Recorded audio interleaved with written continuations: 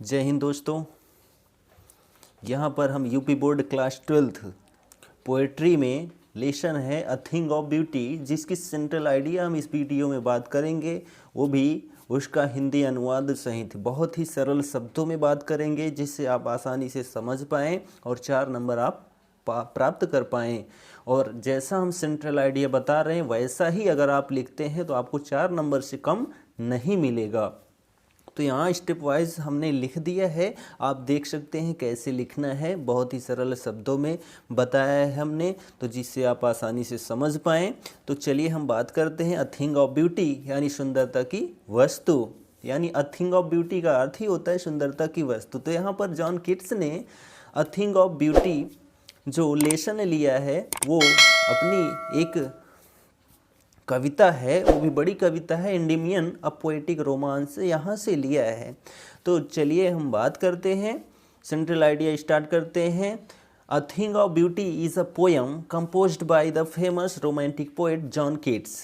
तो ये लाइन आपको लिखना ही पड़ेगा सुंदर बनाने के लिए, और जो सेंट्रल आइडिया आपको लिखना होता है वो 40 शब्द लिखना होता है। 40 शब्द से ज़्यादा आप लिख देते हैं तो और बेटर है, लेकिन उससे कम अगर आप लिखते हैं तो आपका नंबर माइनस हो सकता है। तो इसलिए 40 शब्द प्रयास करिएगा, कुछ से ज़्यादा ही लिखिएगा। तो a thing of beauty is a poem composed by the famous romantic poet John Keats. तो अ थिंग ऑफ ब्यूटी कविता प्रसिद्ध रोमानी कवि जॉन कीट्स द्वारा लिखी गई है। This poem is an exerts from Keats first epic poem Endymion a poetic romance. तो exerts means होता है उद्धरण, उद्धरण यानी जो अंश लिया जाता है किसी बड़ी रचना से।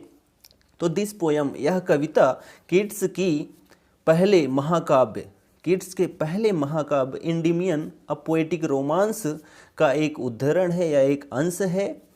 इन दिस पोएम, नई लाइन से लिखेंगे हम, इन दिस पोएम, इस कविता में the poet describes about a beautiful thing is a source of Joy. The poet describes, कवि ने एक खूबसूरत, अ ब्यूटीफुल थिंग, खूबसूरत वस्तु के बारे में डिस्क्राइब्स बताया है या वर्णन किया है, is a source of Joy, जो खुशी का एक स्रोत है। And what pleaser does a beautiful thing give us, and what pleaser, और एक सुंदर वस्तु, अ ब्यूटीफुल थिंग, एक सुंदर वस्तु हमें, अस, गिव, हमें क्या खुशी देती है। And what pleaser does a beautiful thing give us, एक सुंदर वस्तु हमें क्या खुशी देती है या दे सकती है। The things of beauty provides joy forever because beauty never dies which is eternal। the things of beauty, जो सुंदरता की वस्तुएं हैं, provides joy, वो हमेशा खुशियाँ ही देती हैं, खुशियाँ ही प्रदान करती हैं, हमें फॉरएवर, हमेशा खुशियाँ ही देती हैं। बिकॉज, क्योंकि ब्यूटी नेवर डाइज, क्योंकि सुंदरता कभी नहीं मरती है, मरती नहीं है। विच इज़ इटर्नल, जो कि शाश्वत होती है, यानी जो अनंत होती है, जिसका अंत नहीं होता है।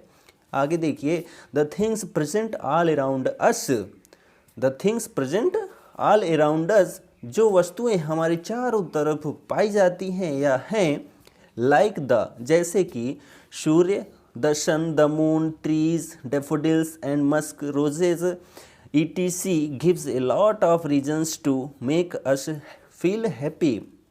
तो यहाँ पर the things present all around us, जो वस्तुएं हमारे चारों तरफ पाई जाती हैं, जैसे कि सूर्य हो गया, चंद्रमा हो गया, पौधे हो गए यानी पेड़ हो गए, डैफोडिल्स हो गया, और मस्क रोजेज, और जो कस्तूरी गुलाब हो गया, etc आदि, gives a lot of reasons to make us feel happy, ये सब हमें बहुत सारी खुशियों के कारण बनते हैं। यानी ये सब जो होते हैं ये खुशियों का एक कारण बनते हैं, यानी हमको खुशी देते हैं। ही सेज, वह आगे कहता है, यानी कवि आगे कहता है, that beauty is not only seen but also heard in nature. तो यहाँ पर कवि कहता है कि सुंदरता न केवल देखी जा सकती है बल्कि प्रकृति में सुनी भी जा सकती है, यानी सुनाई भी देती है। यानी जो प्रकृति की सुंदरता है उसको हम देखते तो है ही, साथ में उसकी सुंदरता को सुनते भी हैं। ठीक है, आगे देखिए, there is only beauty of the earth binds the human beings in spite of sufferings. In spite of means होता है कि होते हुए भी, सफरिंग्स यानी संघर्ष। तो यहाँ पर there is only beauty of the earth, केवल पृथ्वी की सुंदरता, केवल पृथ्वी की सुंदरता ही संघर्षों के होते हुए भी मनुष्यों को बांधे रहती है। देयर इज ओनली, केवल ब्यूटी ऑफ द अर्थ, पृथ्वी की सुंदरता ही binds the human beings in spite of sufferings, संघर्षों के होते हुए भी बाइंड्स यानी बांधे रहती है द ह्यूमन बींग्स, मनुष्यों को। आगे देखिए, the theme of the poem is nature beauty and youth. The theme of the poem is nature beauty and youth. तो कविता का विषय जो है वो प्रकृति है, सौंदर्य है यानी सुंदरता है, एंड और युवा हैं। Therefore a beauty thing of beauty is a joy for ever. तो इस प्रकार एक सुंदर वस्तु, अ थिंग ऑफ ब्यूटी, एक सुंदर वस्तु is a joy for ever, सदैव के लिए आनंद का स्रोत बन जाती है। तो जो प्रकृति में हम देखते हैं, तो देयरफॉर इस प्रकार अ थिंग ऑफ ब्यूटी, सुंदरता की वस्तु, is a joy for ever, सदैव के लिए खुशी का स्रोत बन जाती है।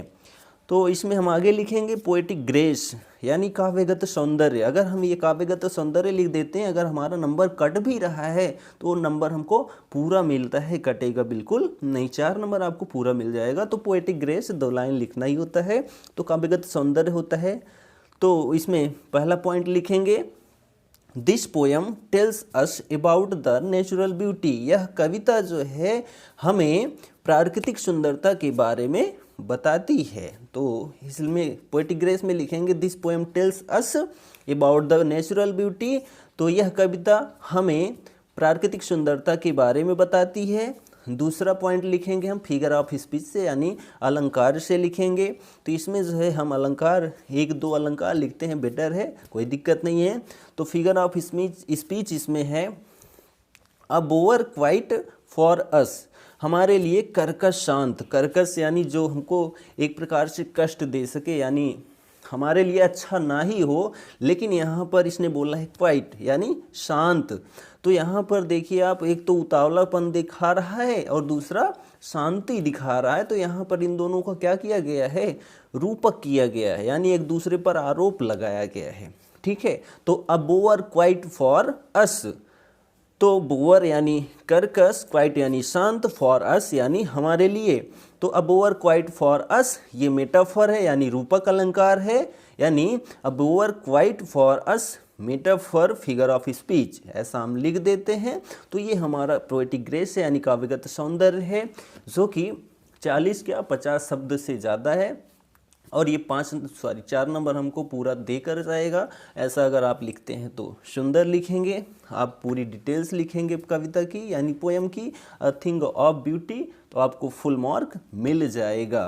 तो आशा करते हैं ये वीडियो आपको पसंद आया होगा। तो आप next video my mother eight 66, इसकी हम सेंट्रल आइडिया बताएंगे, आप आसानी से उसको भी समझ पाएंगे, क्योंकि 2 सेंट्रल आइडिया आप कंप्लीट कर लेते हैं तो आपका 4 नंबर कंफर्म है, वहाँ से कटने वाला नंबर नहीं है। तब तक लिए जय हिंद।